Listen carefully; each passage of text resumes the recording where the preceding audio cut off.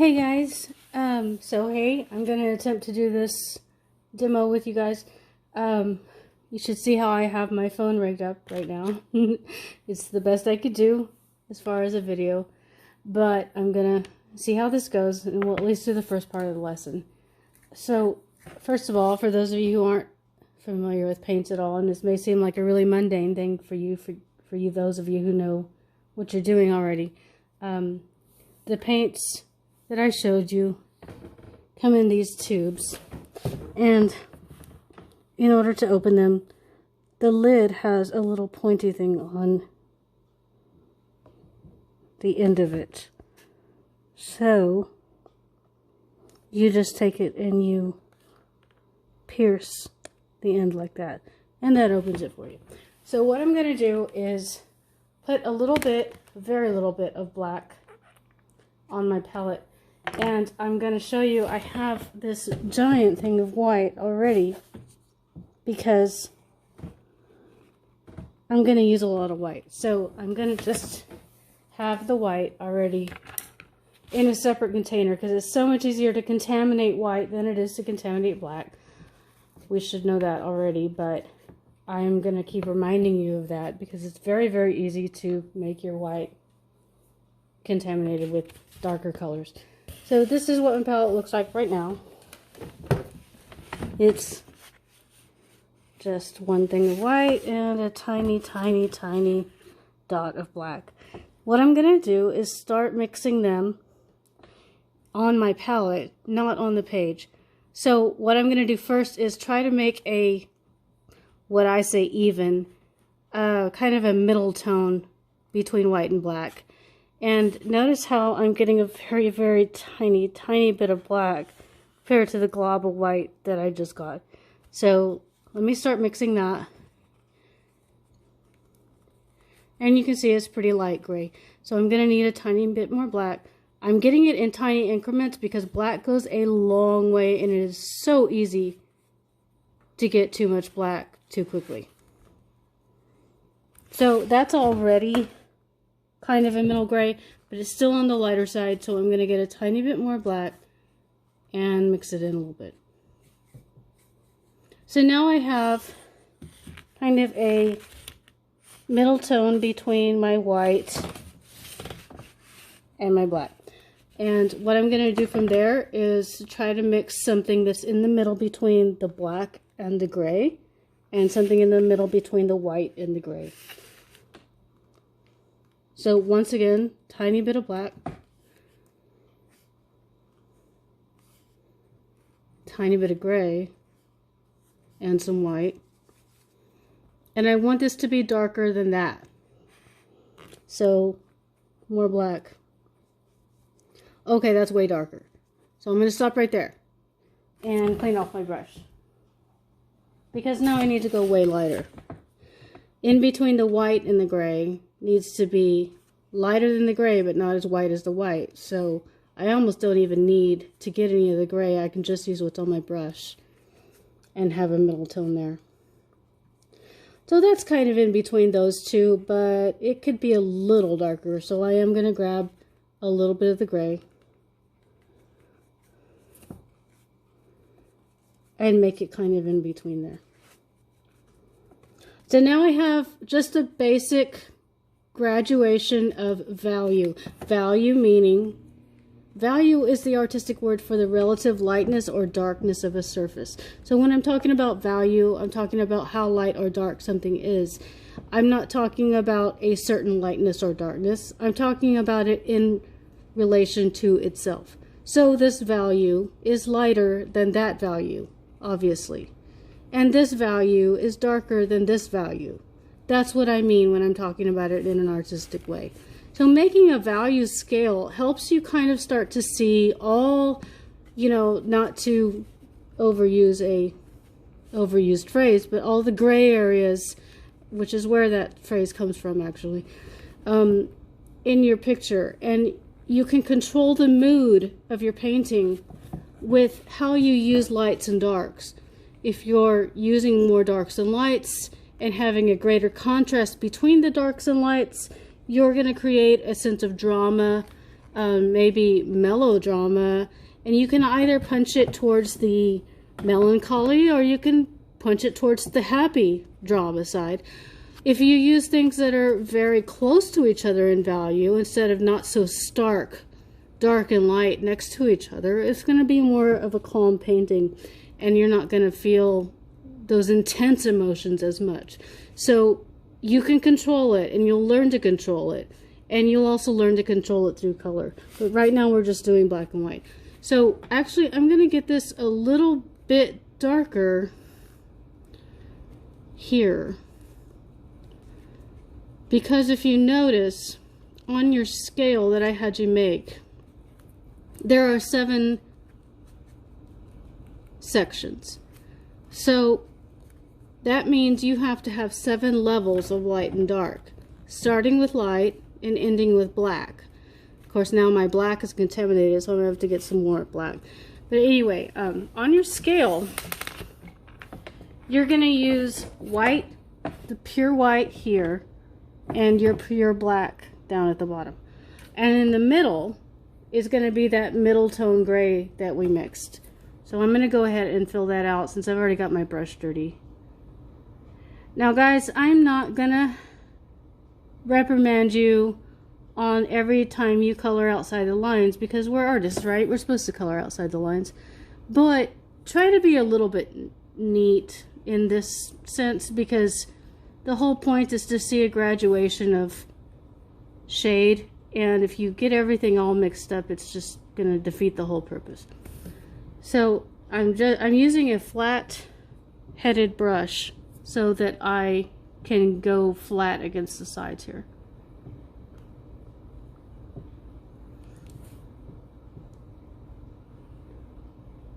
And I'm not the neatest person in the world, obviously, as you can see, but I'm at least trying to not go all over the place. Now, in between every time I do a shade, I'm wiping off my brush as much as possible, sometimes even rinsing it, because you don't want a bunch of stuff on your brush to contaminate the next slide. Since my brush is clean now, and yes, my brush is naturally red bristles, I'm going to use the pure white to go ahead and fill in my white square.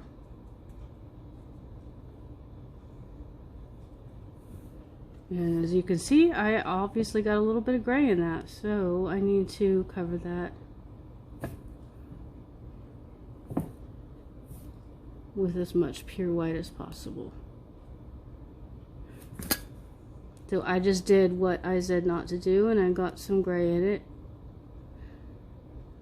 And if you want, if you've already got your scales drawn out like I asked you to do, everywhere I put the word white, while your brush is clean and not contaminated with anything else, you might want to go through and fill in all those squares that just say white.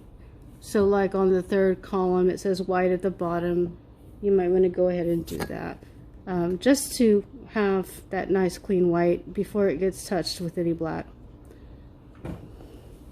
So okay, so now that I've got my white and I've got my dark gray, I mean my middle gray, I'm going to get pure black. And now since I contaminated my black on my palette, I put some more black down so that it's just black.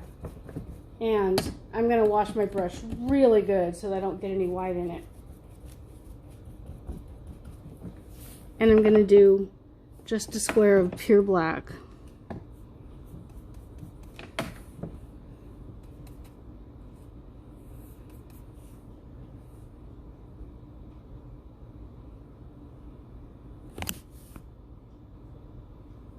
I'm sorry I keep bumping the phone, you guys. I do not have the right equipment yet to deal with this COVID stuff, and I'm not used to doing this online, as you can tell. But I'm pretending like y'all are all here and we're having a good time and we're all painting together. Anyway, so there's my black square. And once again, while your paintbrush is nice and clean, you might want to go and fill in every space I told you that was pure black, or at least, you know, get some of it on there. cleaning my brush again, I'm going to go to that middle, between the black and the middle gray, and pick some of that up. And I'm going to go right next to the black. Oh my goodness, look how light that is compared to that. I'm obviously going to have to add more black. So this is something you're going to have to correct as you do it. It's not always going to work out exactly the way you mixed it, because once you get it on the paper, you're going to realize that, oh, that needs to be lighter or that needs to be darker, etc.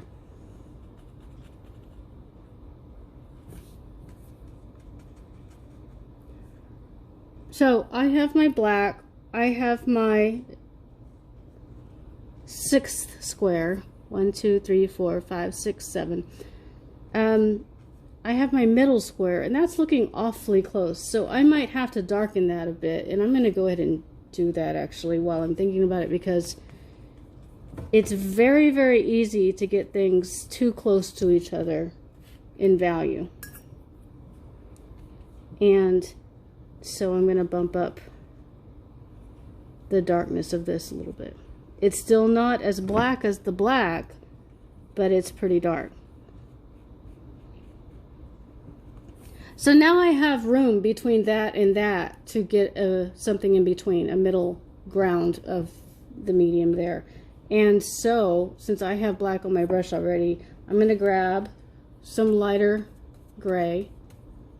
Now, obviously, this is too light because it's lighter than that. And so I don't need it to be lighter than that. I need it to be in between that and that. So I'm going to go ahead and cover my square, and then I'm going to correct it. And I might even have to make that lighter in order to make this work. You're going to find that you're just going to be going back and forth with your value scales as you make them, and that's the nature of it. That's just how you do it. You're learning how to see, and you're learning how to see the subtlety of change between darks and lights. That's almost identical. So, should I make that darker or should I make that lighter? I think that I should make this a tiny bit darker. Tiny bit. Tiny, tiny, tiny bit. Oops, put in the wrong one.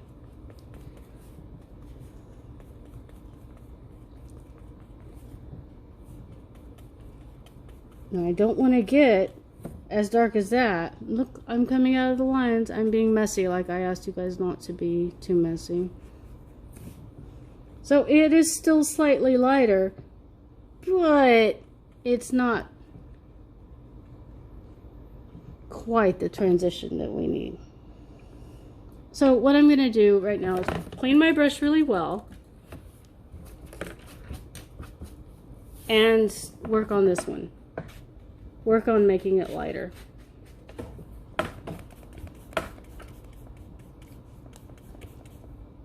And that's looks way too light, but it's going to dry a little bit darker because some of that is water.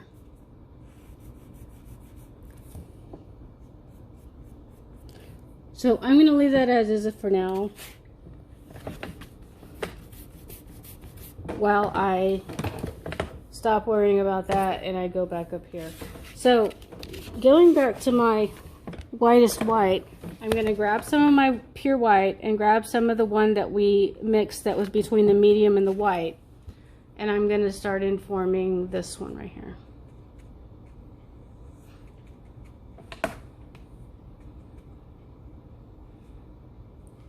Now that is way, way lighter than that. So maybe this one should have been the second one. So I think I'm going to do that. I'm going to use some of the same mixed stuff and use it for the second one. And then I'm going to make that a little bit darker. So you see, even me, who I've been doing this for a very, very, very long time, I still go back and forth and have to correct myself. So if you find yourself doing that, it's perfectly normal.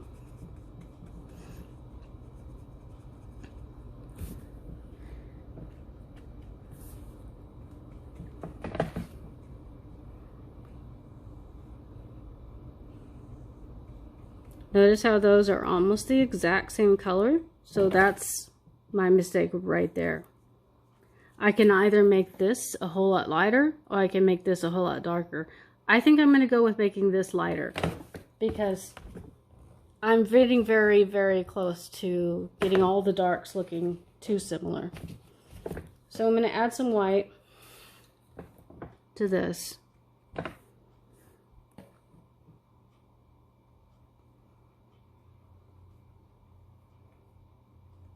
And now I feel like I'm starting to see a good graduation of value. So that being done, I can look at the rest and say, does that go from light to dark? I feel like it does. I think these two kind of get a little bit almost too similar. So I could probably work with that one and that one a little bit more because the difference between that and that is pretty stark. So I could probably make this a tiny bit lighter and go from there. But I'm going to stop right now because you guys kind of get the point. So